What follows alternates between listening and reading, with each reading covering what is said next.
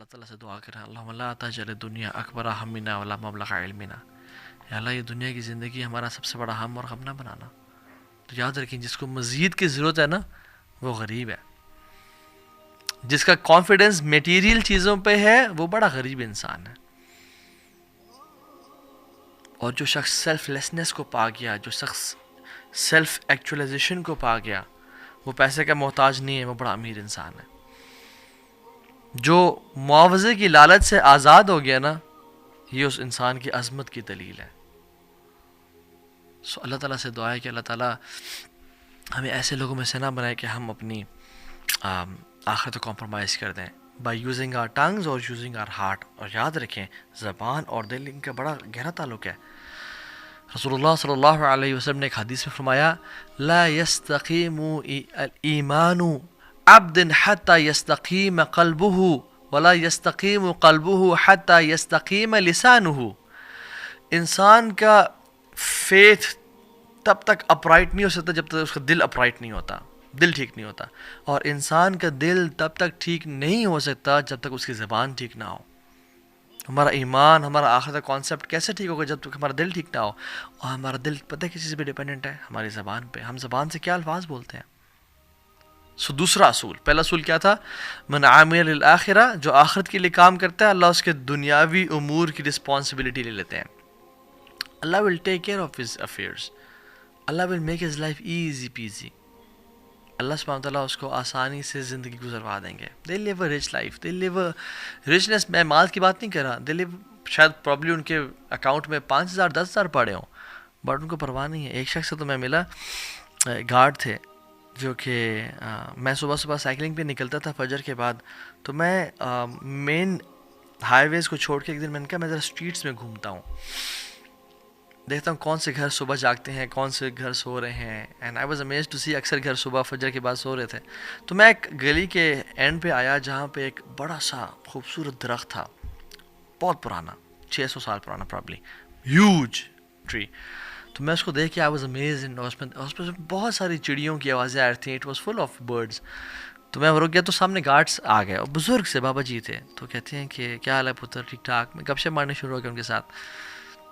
تو میں نے کہا بابا جی آپ اس گھر سے آئے ہیں؟ انہوں نے کہا جی، and that house was beautiful as well, بڑا سا لان اور huge house, and the lawn was full of fruits and lemons and trees, اور مختلف قسم کے ہوتے ہیں۔ تو میں نے کہا بابا جی یہ سارا ویجیٹیشن اور یہ ساری پلانٹیشن کون کرتا ہے؟ کہتے ہیں پتر میں کرتا ہوں۔ میں نے کہا اچھا، تو کہتے ہیں کہ بس اس کے مالک کے ایک بیوی ہے، ایک شوہر ہے، اور دونوں سارا دن تو یہاں ہوتے نہیں ہیں، دونوں صبح نکلتے ہیں شام میں گھر آتے ہیں۔ ایک پتنی ڈاکٹر ہے، ایک بیوی پتنی وہ بھی کوئی کام کرتی ہے، تو دونوں نکلتے ہیں اور ان کے آپس سے بنتی نہیں ہے، بیٹا اللہ معاف کرے، ہر ٹائم آپس میں لڑتے رہتے ہیں۔ تو میں نے کہا بابا جی پھر یہ گھر سارا کون انجوائے کرتا ہے؟ کہتے ہیں پتر میں کرتا ہوں، یہ ٹریز میں نے لگائے، یہ پلانٹس لگائے، یہ فروٹس میں نے لگائے، اور ان کے فروٹس میں کھاتا ہوں، میں نے پرمیشن لی ہوئی ہے، میں یہ گارڈننگ کرتا ہوں، صبح آتا ہوں شام کو چلا جاتا ہوں۔ میں اپنے بارے میں بتائیں کہ تو میرے اتنے بچے ہیں، اتنی بیٹیاں ہیں، ایک حافظ قرآن ہے، مدرسے میں پڑھا ہے، ایک فلاں مسجد کا امام ہے، اور یہ کرتے کرتے سبحان اللہ اس نے کہا کہ اللہ کا بڑا شکر ہے جی، اللہ تعالیٰ نے بہت نوازا ہے، I live a beautiful life. And I was like سبحان اللہ یار، this guy is rich, this guy is enjoying his life. اللہ تعالیٰ نے اس کی زندگی میں کام اس کے سمیٹے ہوئے ہیں اور اس کے لیے آسانی کر دی ہے۔ سو دوسرا اصول، من اصلح سریرتہ اصلح اللہ علانیتہ، جو اپنی تنہائیوں کو پاک کر لیتا ہے اللہ تعالیٰ اس کی پبلک لائف، اس کا جو امیج ہے اس کو بہترین بنا دیتے ہیں۔ پہلا اصول کیا تھا؟ جو آخرت کے لیے کام کرتا ہے اللہ دنیا کی تمام رسپانسبلٹی کی ذمہ داری لے لیتے ہیں۔ دوسری جو شخص اپنی پرسنل اور پرائیویٹ مومنٹس کو پاک رکھتا ہے، ان کی اصلاح کر لیتا ہے، اصلح اللہ علانیتہ، اللہ اس کی جو امیج ہے، جو اس کی پبلک لائف ہے، جو لوگ اس کے بارے میں سوچتے ہیں، اور جو ایک اس کا پرسیپشن ہے، اس کو ٹھیک کر لیتے ہیں اور اس کے لیے آسانیاں کر دیتے ہیں لائف میں۔ امام غزالی رحمہ اللہ احیاء علوم الدین میں واقعہ لکھے آتے ہیں کہ عبداللہ بن دینار اور عمر بن خطاب دونوں جا رہے تھے، سفر کرتے کرتے رات ہو گئی، پڑاؤ ڈالا، ایک بکریاں کو چروانے والا آیا، کہا کہ ایک بکری تم سے پرچیز کرنی ہے ہم نے۔ انہوں نے کہا جی ٹھیک ہے۔ مختلف روایت آتی ہیں اس میں، کچھ میں عبداللہ بن عمر کا بھی آتا ہے، کچھ میں، لیکن عمر بن خطاب والی اوتھینٹک ہے یہ۔ تو کہا کہ ایک ہمیں دے دو بکری. انہوں نے کہا نہیں نہیں نہیں, انی مملوک, میں غلام ہوں, یہ شیپس میری نہیں ہے, میرے آنر کی ہیں. تو عمر بن خطاب نے اس کو ٹیسٹ کرنا چاہا, کہا کہ دے دو خیر ہے, اور جب تم مجھے دے دینا, پیسے لے لینا, اور اپنے مالک کو بولنا کہ بھیڑے کھا گیا تھا, آفٹر آل ایکسیڈنٹس ہیپن. تو اس نے کہا اچھا ٹھیک ہے, میں مالک کو تو یہ بول دوں گا, فماذا اقول للہ, تو میں اللہ کو کیا جواب دوں گا.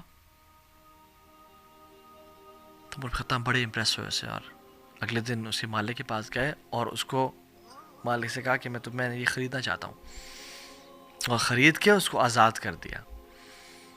اور ایک اور روایت میں آتا ہے کہ اس کی بکریاں بھی خریدیں اور بکریاں بھی خرید کے اسے گفٹ کر دیں, بٹ جس میں صرف یہ مینشن ہے کہ اس کو خرید کے آزاد کر دیا, دس از مور اوتھینٹک. اور کہتے ہیں هذه الكلمة اعتقدك في الدنيا, هذه الكلمة اعتقدك في الدنيا وارجو ان تؤتقك يوم القيامة. اس کلمے نے جو تو نے کہا,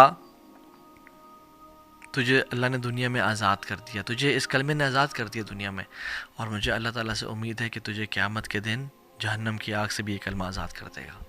اللہ اکبر. کیوں؟ کیونکہ اس میں تقویٰ تھا, اس کی پرائیویٹ لائف سیٹ تھی, وہ اللہ کا خوف رکھتا تھا. سو دا پوائنٹ ہیئر از, ہم اپنی زندگی میں کتنی دفعہ ایسے مومنٹس آتے ہیں کہ جس میں ہم تنہائیوں کے گناہ کر جاتے ہیں, اور یاد رکھیں جو تنہائیوں کے گناہ سے نہیں بچے گا نا, حدیث میں آتا ہے اللہ کی فرمایا میں آپ سے ایسی امت کے لوگوں کو جانتا ہوں جو قیامت کے دن آئیں گے بڑے بڑے ماؤنٹینز اور پہاڑ لیکن نیک اعمال کے, لیکن اللہ تعالیٰ ان کو ضائع کر دیں گے. صحابہ نے کہا رسول اللہ کون؟ آپ نے کہا تمہارے بھائی بہن ہوں گے, تمہارے اسکن کلر کے ہوں گے, رات کو اٹھ کے تہجد بھی پڑھ لیتے ہوں گے, لیکن وَلَكِنْ قَوْمٌ إِذَا خَلَوْا بِمَحَارِمِ اللَّهِ انْتَهَكُوهَا, کہ جب وہ تنہائیوں میں ہوتے ہوں گے وہ اپنی اللہ کی حدود کو کراس کرتے ہوں گے, گناہ کر لیتے ہوں گے. کیونکہ اللہ تعالیٰ وَنَعْلَمُ مَا تُوَسْوِسُ بِهِ نَفْسُهُ وَنَحْنُ أَقْرَبُ إِلَيْهِ مِنْ حَبْلِ الْوَرِيدِ, ہم اس کے شارخ سے زیادہ قریب ہیں.